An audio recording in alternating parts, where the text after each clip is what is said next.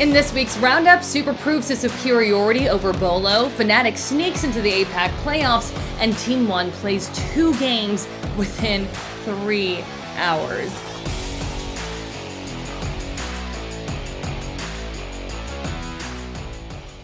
Hey everyone, Jacki Jing here with this week's SiegeGG Debrief. First up, we've got quite the barn burner from North America to talk about. TSM versus the Soniqs. The two were locked in a 3-way tie with Dark Zero at the top of the NAL leaderboard heading into this match. Bouncing back from a shaky start to the stage, TSM were hungry to reassert themselves, taking 4 rounds in a row to end 5-1 in defense. But the Soniqs weren't dead in the water yet. With their backs against the wall on round 11, a hero play from Grixer kept things alive. But Grixer, what are you doing right now? He's allowed to run through the entirety of Laundry, picks up the double, gets the third as well before finally being traded to Chala. Rexon just has to hide behind the pillar. After dropping the first OT round, the Soniqs came back to seal the deal over the reigning NA champs. They were just a little bit excited to be the #1 team in America.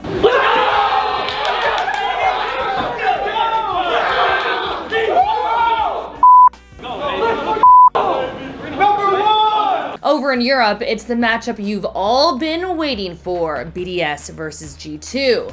Uno set the tone quick when he pulled off a wild 1v2 with the UMP in round 1. Bruno, he steps around, he gets the kill, Des! He gets Rafal! He just needs to disable the diffuser, he's got all the time in the world, and Uno...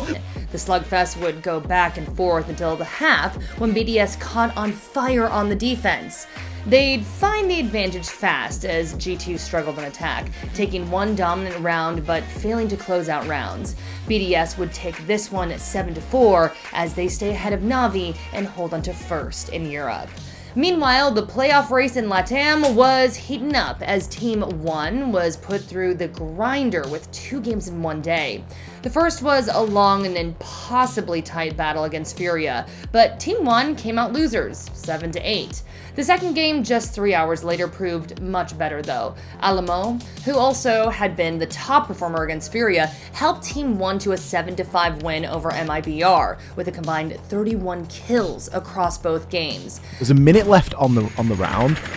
Drones are being lost here, and it looks as though Alamo is going to do it. He finds his 4th. Fowls is now the last player alive for MIBR. He's inside of main lobby, and I'm sure that Alamo is going to be thirsting after this one. He pushes himself down the corridor. Alamo finds it, a flawless round, and an ace there for Team 1.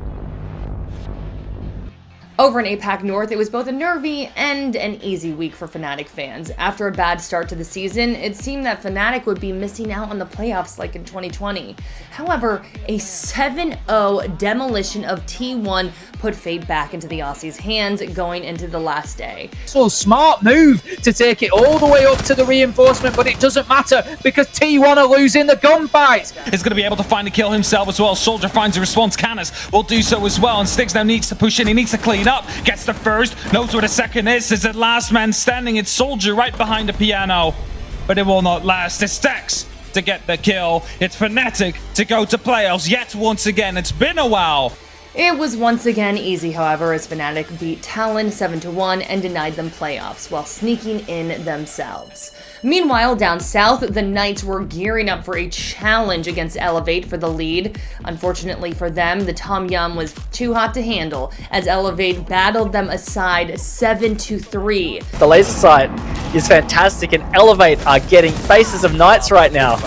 Pushes in a little bit further. It's actually Hayward to find the kill on Agiri on a lick of HP. He just makes it around the corner. The result means that Elevate will play Cloud9 for the title of Stage 1 APAC champions, while Knights head to the APAC playoffs for SI points. Down in South America, where the previous week's games had been postponed, Furious Gaming were hoping for a miracle against an undefeated 9Z squad. Furious desperately needed a win to squeak by and lock in a spot at the Copa 6 Elite, but 9Z weren't going to make it easy. They'd go up 5-1 in the first half as Atlas pushed towards a 16-4 stat line on the day. Facing a 6-1 scoreline, Furious would roar back to life and put them within reach of overtime. As 9Z wiped out his squad, Sheko let them know he wasn't going down without a fight. Va a mandare, escudo in contra. Demo, mira il drone che le pone. Mira. The win gave 9Z and Malvinas gaming the 2 South American spots for Copa Elite 6. Things are really heating up as teams start looking at the finish line. Who do you think could make a big comeback in the standings before the stage ends? Let us know in the comments. And while you're down there, be sure to subscribe to the channel. And don't forget to check us out on Twitter at SiegeGG and at Jacki Jing. And if you want to see all of this week's wild stat lines for yourself, head to siege.gg and check out the competition pages. I'm Jacki Jing. See you next week, Siege fans.